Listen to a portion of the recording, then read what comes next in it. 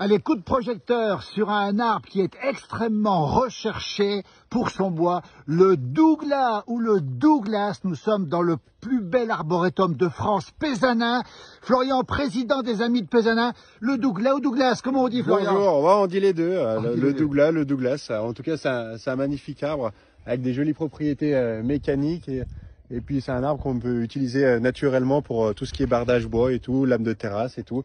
Il est résistant à l'eau douce, donc c'est un arbre très intéressant. Est-ce que c'est vrai que ça pousse très vite, Florian? Oui, ça pousse très vite. Il a été introduit après la Seconde Guerre mondiale. Voilà, c'est tout récent, 1945. Voilà, après la Seconde Guerre mondiale et tout. On en a planté et en fait, voilà, il se plaît bien à notre secteur. Ça vient des États-Unis. Exactement, ça vient des États-Unis. Et aujourd'hui, on en a beaucoup dans quelle région de France? On en a en Saône-et-Loire, on en a aussi principalement en Bourgogne-Franche-Comté, le Morvan, oui, ainsi que le plateau des Mille Vaches dans le Limousin.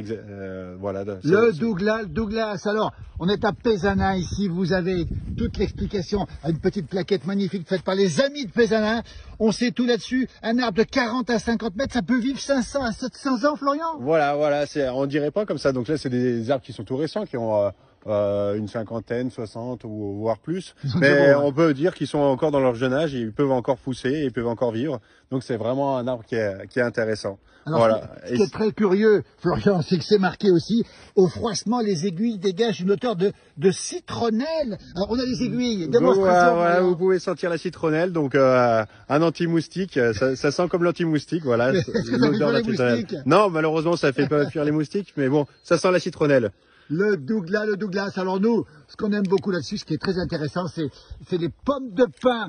Alors ça porte parfois le nom de povote, de pivote, de pive, de tout ce qu'on veut. Comment on les appelle ici? On peut appeler ça aussi des cônes. Des cônes aussi. Voilà. C'est le fruit, c'est ça? Voilà. Et puis à l'intérieur, il y a la graine. Et puis c'est la petite graine qui va donner après les générations d'après. Florian, est-ce que c'est vrai qu'autrefois il y a des gens qui montaient sur les arbres récupérer les graines? Voilà. Donc là, c'est un peuplement qui est intéressant parce que sur ces magnifiques arbres qui font plus de 50 mètres de haut, voilà, il y avait des écureuils, on les appelait comme ça. Donc des gens qui montaient dessus? Voilà, des gens qui montaient, récupérer ces povotes pour récupérer les graines, puis faire sécher ces cônes, notamment à la sécherie de Joux dans le Jura. Ah oui, on les fait sécher, oui. Sécher, voilà, pour récolter les graines. Et puis après, on allait les replanter en forêt. Donc il y a beaucoup de parcelles forestières qui ont une provenance dite de Pézanin, avec des graines de cette magnifique arboretum. Une petite graine, on la plante, et pousse un épicéa, un Douglas. Attention qu'on s'acclare derrière. Un Douglas derrière. Voilà, c'est ça. Donc c'est un résineux, on le rappelle. Alors à quoi on le reconnaît? On va le reconnaître parce que regardez, c'est tout marqué là-dessus, hein, avec des aiguilles persistantes, minces, aplaties, deux raies blanches discrètes à la face intérieure, et le fruit est un cône âgé de 5 à 10 cm. Ça se ressemble au sapin, à l'épicéa? Voilà, sapin, épicéa et tout, mais ça a des caractéristiques qui sont différentes et tout. Mais voilà, c'est un arbre dit résineux. Un résineux. Voilà. Est-ce que c'est vrai qu'il n'y a pas de champignons sous les Douglas ou Douglas? On n'en trouve jamais. Florian, vrai ou faux? Ouais, c'est vrai qu'il y en a beaucoup moins et tout. Voilà, c'est principalement les champignons sous les feuillus. Alors pour le découvrir, c'est l'arboretum de Pézanin, le plus vieux de France, 122 ans. Plus de 450 espèces d'arbres, un lac, un étang absolument magnifique et propriété de l'ONF, propriété de l'État. Propriété de l'État qui est gérée par l'ONF. Voilà.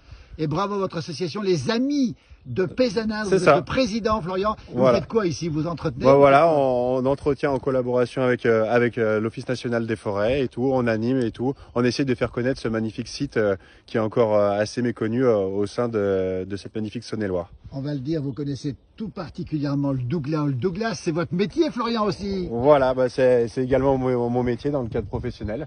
Mais voilà, là, j'interviens bénévolement sur ce magnifique site de Pézanin. Il est super, va découvrir toute l'année, c'est ouvert et c'est gratuit. Hein. Voilà, exactement. Et la balade autour, elle fait La balade, elle fait 1 km et tout, c'est facilement accessible, il y a un petit chemin et tout. C'est une jolie randonnée à faire au printemps ou même à toutes les saisons de l'année. Et c'est tout plat. Voilà. Merci et bravo aux Amis de Pézanin. Merci bien. Et puis vive les Douglas, regardez-moi ça avec les écureuils qui montent dessus, on a appris plein de choses, merci beaucoup.